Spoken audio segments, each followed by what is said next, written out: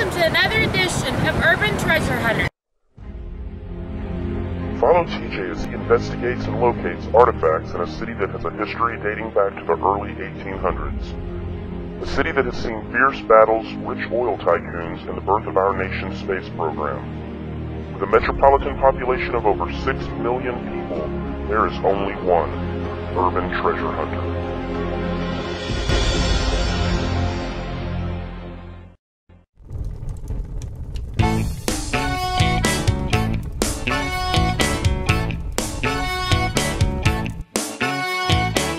Girl, to be with you is my favorite thing.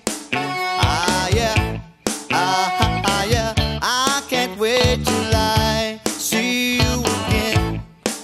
Yeah, yeah. I wanna put on my boogie shoes just to boogie with you.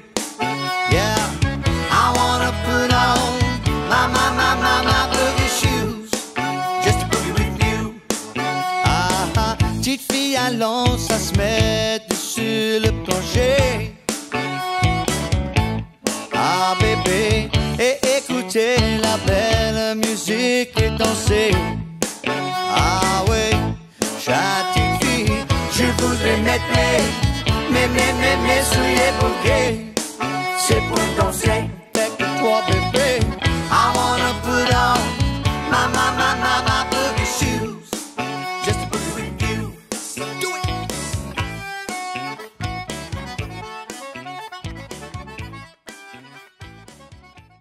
Hello everyone, I'm at the park today. I was doing a little metal detecting. The lawn people showed up, and so it might get kind of noisy, but I wanted to shoot a video on gold finding strategies. The first thing you have to ask yourself is, how often do I find a gold ring? You know, a good hunter should find one a month at least. You know, an excellent hunter would find one a week, and that's depending on how much time you put into it and how much time you have. But finding gold is not just being lucky and hitting the right place at the right time and in the right park. There's actually strategies that you can use to find gold. And that's what I want to share with you today, because I want you to find gold. I want you to find more gold. The first step in finding gold is surveillance. And these strategies can apply anywhere, but they really apply to the park that's closest to your house, the place where people gather the most. And you can find these places simply by going different times of the day or evening to the parks. And so that's what I've done. I've come to this park. This is a park by my house, and right now I'm looking at an empty field, and tonight at about, I don't know, 5, 6 o'clock, it's going to be packed with people, hundreds of people. They're going to be doing football practice with the little kids over there, and they're going to be playing a game of baseball over there, and there's different areas where they're going to be doing different things, and they're going to be collecting in crowds, and that's where you want to hit ideally. Now, if I come here at 6 o'clock and this park is completely packed out, and there's certain areas where it's just really thick with people, of course I can't just walk. I don't want to take my detector and walk between the people, excuse me, and try to find their stuff. So what I have to do is I also have to find the quiet times of the park. So when I do my surveillance, what I do first of all is I make a map. And I'm going to actually put this up on the video so you can see it. But this is the map that I've printed out and I'm bringing. And as you can see, what was found here by me and my team were 2 gold rings and a giant silver cross. And so after I gridded out the area, what I've done is I've marked the locations of where I found this gold and where we found the silver cross. And obviously gold and silver are the most important things to me. to find. Now I have found some extraordinary coins out here as well.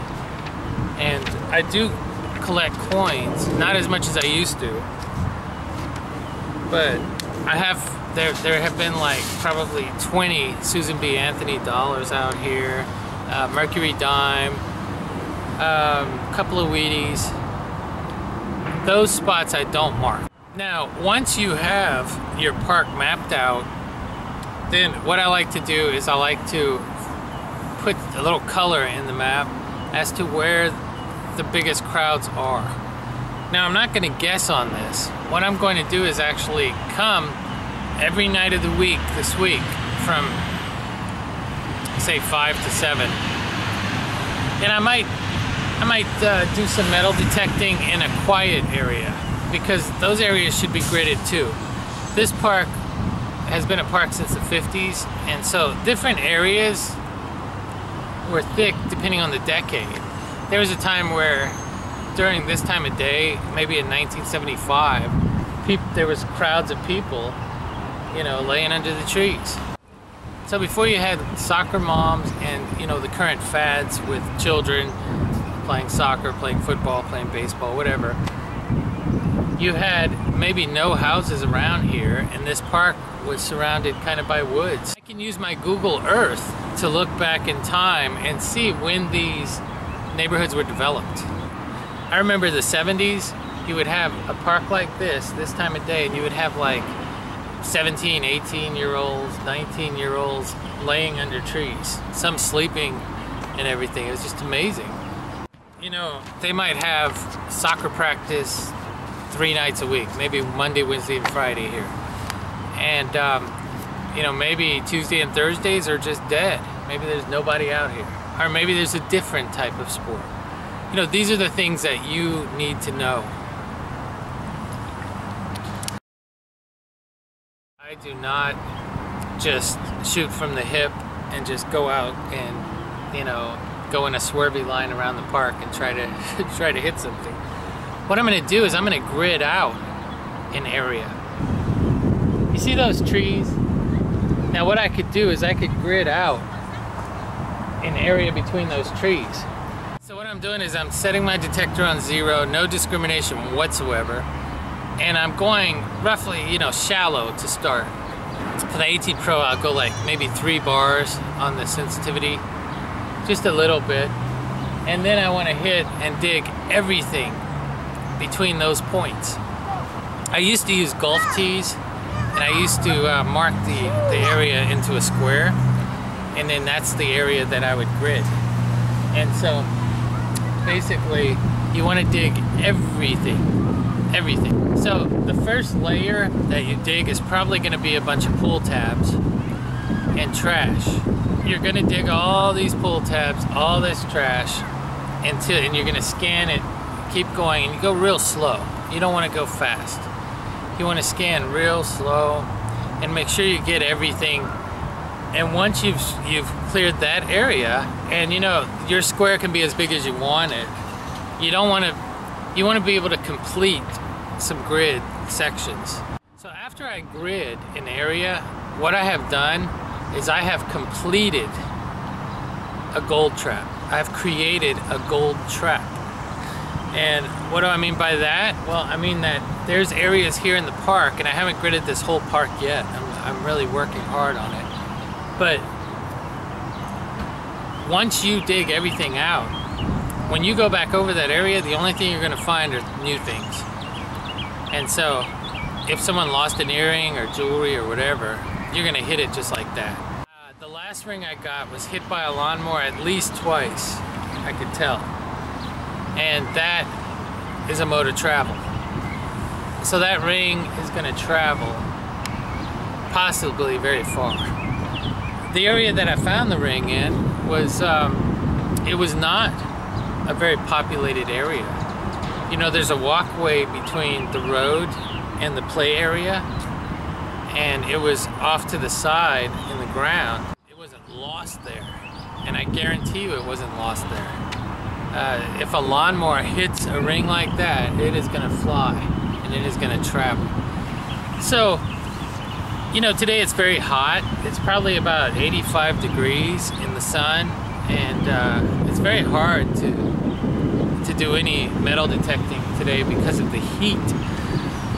And so I might come back this evening at 5 or 6 or 7, and when I do, and I do that quite often, but when I do, there's going to be 1 billion people out here congregated in the fields, but there's still going to be sections where there is nobody. And so I usually quietly hit those sections if I want to hunt while there's a crowd. Now I'm also taking mental notes of what I can add to my grid, what I can add to my map. You know, this is my grid map. I know a lot of you are experienced and you know this, and for those of you who don't, this is a good bit of information for you. Whenever you discriminate out pull tabs, if there is, say, a mercury dime a foot under the ground, and 3 inches down there is a pull tab sitting on top of where it's at, of course when you scan, it's going to block out the pull tab and it's not going to ring the dime. I know a lot of people think that metal detectors are just magical, and that you can set it to discriminate out trash, and that you'll just scan and it'll go through the trash and hit the gold or silver or whatever. And it doesn't work that way. So until next time, happy hunting. Okay, action. Welcome to another edition of... Okay, start over.